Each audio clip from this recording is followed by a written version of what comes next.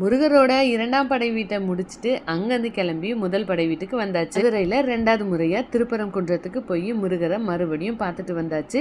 அங்கே அன்னைக்கு விசேஷ பூஜை, அதனால கூட்டமும் அதிகமாக இருந்தது. கோவில் பக்கத்துலேயே சாப்பிட்டுட்டு சாமியெல்லாம் பார்த்து முடிச்சுட்டு அங்கேருந்து கிளம்பி மதுரை மீனாட்சி அம்மன் கோவிலுக்கு போயிட்டோம். மீனாட்சி அம்மன் கோவிலில் எம்மா பெரிய கூட்டம், ஆடி கிருத்திகை வேற அளவா வேணும். திருச்செந்தூர் லைன்ல நின்றுட்டு வந்ததுலேருந்து பசங்க கோவில்னாலே பயப்பட ஆரம்பிச்சுட்டாங்க.